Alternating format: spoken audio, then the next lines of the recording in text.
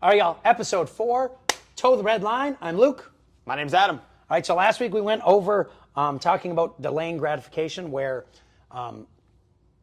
short-term pain for long-term gain. So we're avoiding something today or doing something today that might be hard or uncomfortable to provide a benefit in the future. But today we're talking about focusing on behavior over outcome. So what does that mean?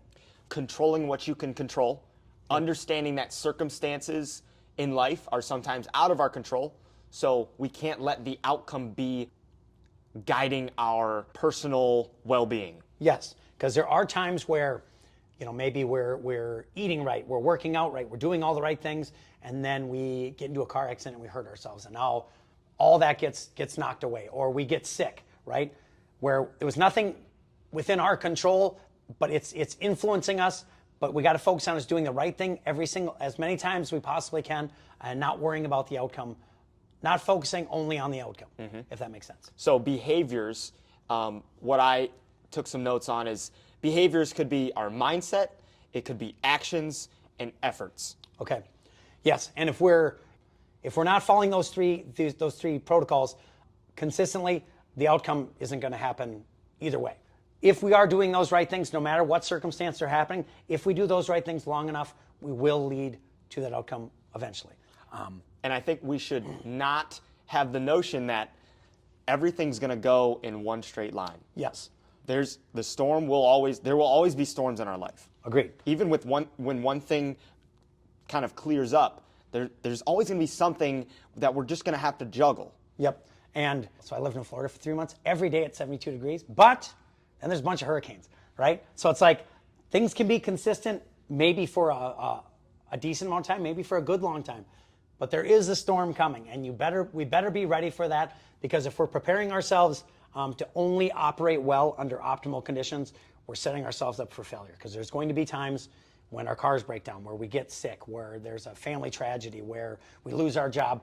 If we're not prepared for those times, we're in a bad way. Yes, and our mindset and our efforts, if we're only going to work out when we're motivated, or we're only studying when we're motivated, or we're in a good mood, or let's say you're very stressed out with all your schoolwork and you're letting that affect other areas of your life and affecting your mindset and your well-being, how is that allowing us to, we're focusing so much on the outcome. Yep. The outcome is controlling our mindset and our effort level. Yep. From like last week, be able to see the future, but we still got to do the right thing in the present, regardless of the outcome. Like we talked about blackjack last week. There's going to be times, even if you play absolutely perfect and you're counting absolutely perfect, there's times you're going to lose. So you got to just do the right thing as many times as you possibly can and not worry about the outcome. I voice did a little thing there. Did you hear it? That's right. Okay. All right, let's see. I bring dishonor on my phone. So controlling what we can control. Yes. There's controllables in our life, and there's uncontrollables. I was using the example of talking to someone, and if we just present our best personality, we can't be so hung up on whether that person appreciates us or not, or has a certain notion on us, or judges us in a certain way. All we can do is be the best version of ourselves. Yep. To any degree, whether we're talking to someone or on the treads or in the weight floor. Yep. If we are giving our fullest effort, no matter what, even if the outcome isn't exactly what we wanted it to be, Yep. that's okay. We trust the process in things, and we aren't so affected by it. We aren't swinging either way, good or bad. Yep, and disconnecting from the outcome and the emotions from that. So I had, back in the day when I was fighting, I had a fight in Atlanta, and I thought I knew who I was fighting. Like in the locker room, I was looking around, and I assumed it was this guy, and it didn't.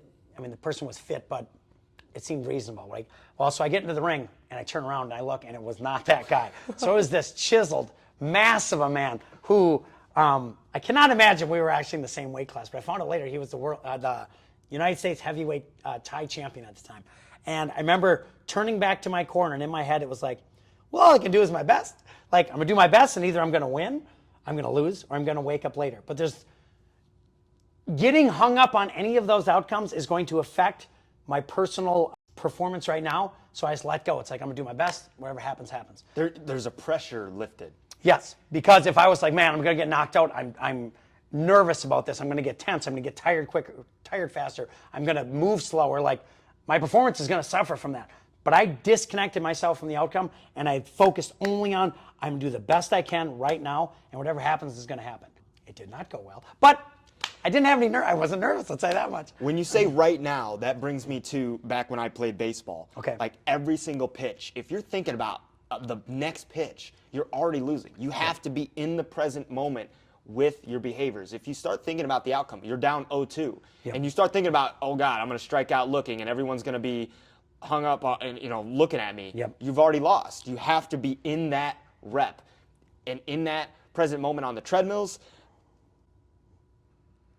I bring dishonor on my family. That's my. Yes, but so think about this. When we're making plans, we want to think in the future, okay? When we're acting now, we got to be in the moment now, right? So I want to lose 10 pounds. I'm going to work out 4 days a week. I'm going to do X, Y, Z for my diet, okay? That's my long-term plan. Now, in the moment, I'm sitting here and I have my celery and chicken, or I got donuts. But in the moment, I got to make the right decision now, right? So future stuff, planning is long-term thinking, right? But in the moment, we got to. I had something with that. Gratitude for the present moment. Yes. Yes, we should have goals and aspirations, but we should still enjoy who we are today and what we bring to the table today. Every single day, we are the best version of ourselves. It doesn't mean we shouldn't look forward and always try to get better, but if we're saying I'm overweight and I will not be happy or appreciative of myself unless I lose a certain amount of weight. Yep. What if We're putting ourselves in a negative state already. Yeah, and tomorrow is never promised. So if we think that I'm going to be happy when I have a certain amount of money, or I'm going to be happy when I lose a certain amount of weight, or once I get a girlfriend, or once my acne goes away, that allows us to just embrace where we're at. Yeah, and to free ourselves from the pressure of all that. So think about this. There's been all times, if you're Orange State member, or even if you've done any athletics, right, where we've attempted to do something. We've had a game or a performance or a test, and we thought we prepped ourselves, and it didn't turn out the way we wanted. Like, I knew that this was last year, but it was the 1 mile benchmark, and I had been training decent, and it was trying to get the 5 minute mile, so 12 miles an hour for 5 minutes, right? And I went for it, and I know that I didn't make it, right? But when I dropped, after that, I was like, did I give my best? And it's like, I know I gave my best. It wasn't what I wanted to happen, but I know that was pretty much red line. Like, I'd given pretty much everything I had, and I had nothing to feel bad about, because it's like, what was I going to do? Do better than I possibly could do? Like, I can push myself pretty hard to red lines, and I was about at that level. There's been other times where I've given up early, and I'll feel bad, but there's times where sometimes things it wasn't your day, and we got to be okay with that, and that's where we disconnect our behavior and the outcome. I really felt truly my behavior was as good as I could imagine giving. The outcome didn't work out. There's nothing to feel bad about that. You controlled your mindset prior and during. You controlled your actions prior and during, and you controlled your efforts prior and during. That's all you controlled, and that's all you can worry about. Yeah. So we can't worry about, I didn't achieve what I wanted to, even though I did all the right steps. What are you going to do? You did all the right steps. Now, maybe, I guess there's a degree of planning if you didn't practice enough or whatnot. A lot of this, for me, I think for a lot of athletes, it comes down to this. If you're doing the right thing training-wise, it removes a lot of the outcome, because what more are you going to do? Right. You know? Like, when I was fighting, I was training 3 hours a day, 6 days a week. What more was I going to do? You know what I mean? So just give your best effort, and whatever, let the chips fall where the chips fall. Yeah. So when we have certain benchmarks at Orange Theory, or if you ever set a goal for yourself, it's good to have that goal. If you sign up for a marathon, that's great, and you're shooting for a specific time, that's great. It's going to push you to increase your red line and expand your life experience and your quality of life. But we still have to be able to appreciate where we're at in order to soon see the whole picture once you get to that point. Yep. Now, if there's a time where you finished a performance of some sort and you know you didn't give your best, that's different. You can learn. Breaking yourself down isn't going to help, but you can learn, say, you know what? I just didn't have it today. I didn't push like I faced a little bit of that, I touched a little bit of that red line and I gave up, that's okay too. You know what I mean? Like it's not necessarily bad, but we always got to be honest with ourselves. It's like, did we give our best effort? If we didn't, why didn't we? And what can we do better next time? But getting through those in our brain as fast as possible. If it's taking me weeks, like I screwed this thing up, I blew this thing, you know, I threw an interception in the big game. It's like, there's nothing we can do. There's nothing we can do at this point to fix that, right? Mm-hmm. But we can learn from it and just move forward. But if we keep holding ourselves back from that one mistake, we will make. Turn the oven up. We will make future mistakes. This was something my trainer used to say, like getting hit one time. So right, I got hit in a fight one time. That's going to happen. That's not a big deal. Getting hit by the same technique twice, it's like, okay, you should really learn from that. 3 times, that's terrible, right? So if I'm constantly focusing on that first time, it's like, oh, I screwed up, I did this, I'm for sure getting hit that second time because I'm not even worried about the present, I'm worrying about the past, right? And I will continue to make the same mistake. There's a point where you just got to let it go, learn from it, and go right to the next thing. Roll with the punches. Roll with the punches. You got to be able to not let, when the storm comes, if the storm takes you down, you got to be able to bail out the water as you're going. You got to be able to roll with those punches. When the storm comes, you got to be able to let things take place and not get so flustered. Yeah. And take the quicker we are to be humble about our shortcomings. Maybe, okay, if I didn't give my fullest effort, acknowledge it. The quicker you can do that, the quicker you can move on from that. Agreed. But if you get so hung up on, God, I didn't do it, it's like, so what? There's some things that you can't control in life, and just let that we talked about having a growth mindset. You just got to let that catapult you to be able to overcome it because of that setback. Yep. So one thing is, like, think about this, right? So if you're in the NFL, you're the top 1% of the top 1% of people who play football in the world, right? Okay. Now we're going to have a Super Bowl in 2 months, 3 months? Super Bowl is going to happen, right?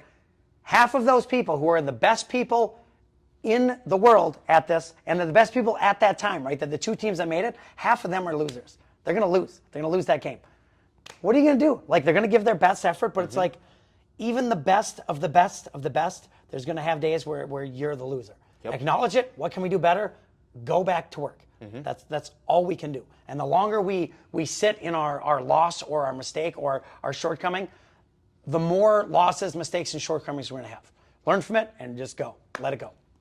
Segueing into how we react to certain things, anyone can go work out when they're feeling motivated. Yep. Anyone can put money away when they kind of have things squared away financially. Yep. Anyone can eat healthy when they are feeling like it. Yep. But your true character gets reflected when you are under bad circumstances. Yeah. It's not necessarily when things are going good, it's when things are going bad.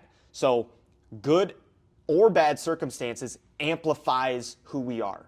Yes. If we are a generous person and we have no money, the moment we get money, we'll be even that much more generous. Yep. If we are arrogant, that's going to get amplified when we have money. We will have more of an ego. Yep. And that can apply to fitness, that can apply to other areas of our life where good or bad circumstances, you can be shifted either way.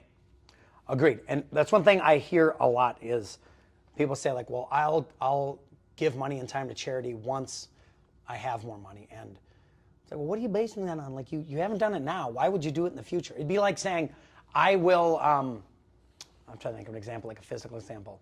I will work out more once I finish my first half marathon, right? It's like, that's not how it works. Like, you do first, and we develop the skills and we develop the patterns, and then we do the bigger thing, right? Or I'll work out more once things clear up with my job. Or, if you're super stressed, if you're not prioritizing working out, Yep. you're going to find every excuse to say, oh, I'm going to do it when the kids get a little older because right now I'm so bogged down. And it's like, no, you're not.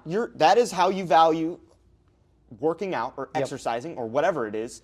You're not going to, your values aren't going to change no matter what. You're always going to have circumstances in your life where you're faced with the decision to do something even if you don't feel like doing it. Yeah. So the more we can practice, I keep using the workout example, but the more we can practice working out even when we have bad circumstances, Yep. or having a good attitude about things even with bad circumstances, the more we can grow from that and not be so hung up on certain outcomes. Yes. And for people who always think that we don't have enough time or things are too chaotic, let me tell you this. What happened last time you were sick? You just sat on that couch for 3 days, right? So all this crazy stuff that you can't possibly do anything else on, you got sick and you were wiped out and the world kept going, right?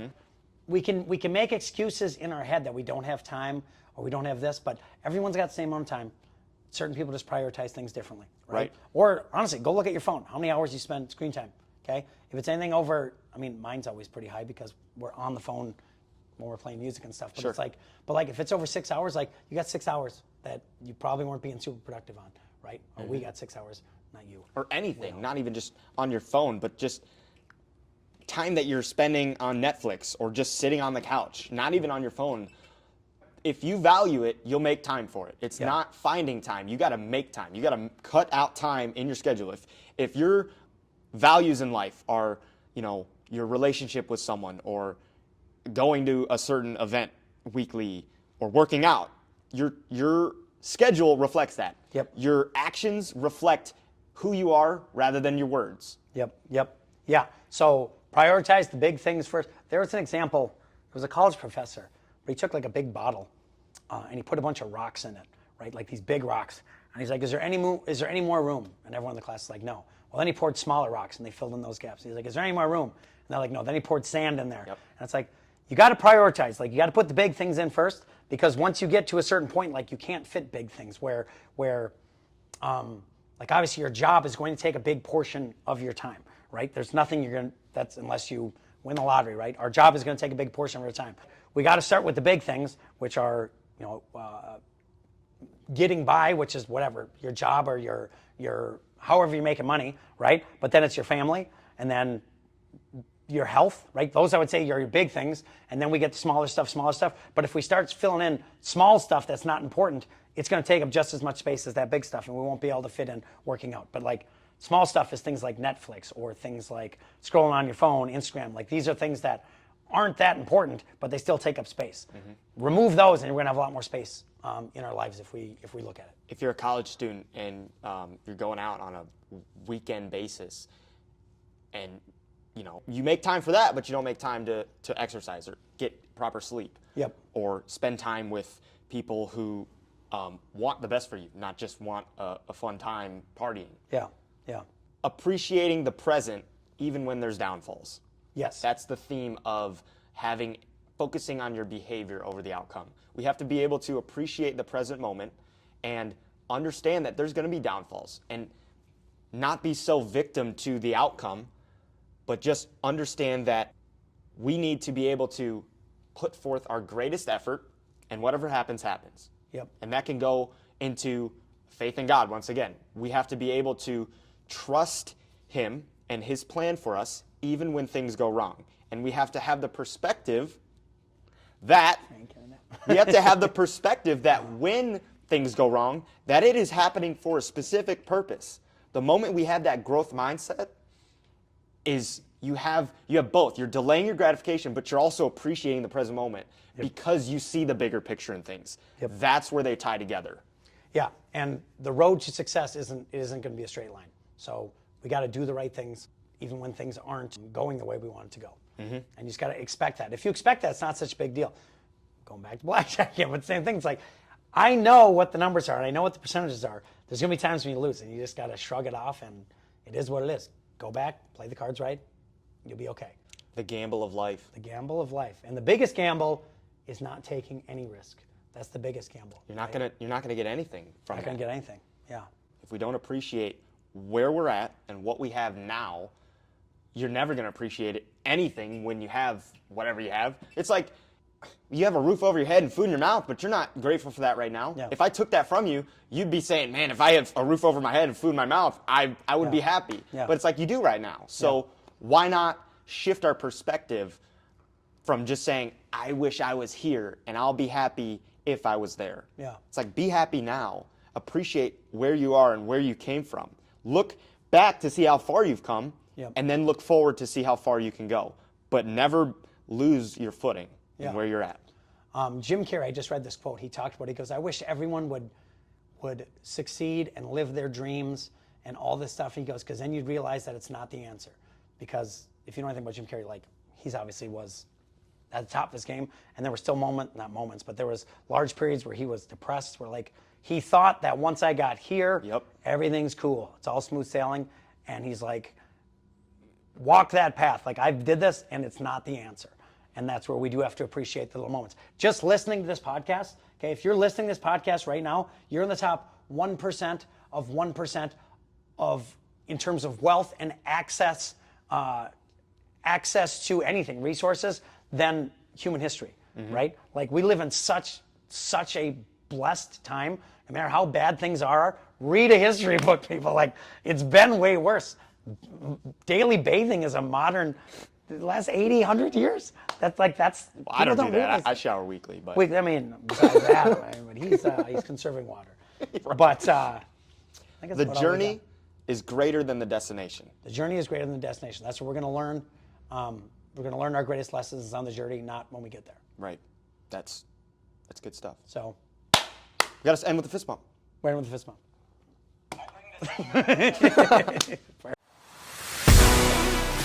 Thanks for listening. Please leave a rating if you enjoyed the episode, and don't forget to like and subscribe on YouTube. Feel free to share this with a friend, and check out our Instagram and TikTok pages for clips. Go uncover your truest potential and push the limit of excellence. Never forget to toe the red line.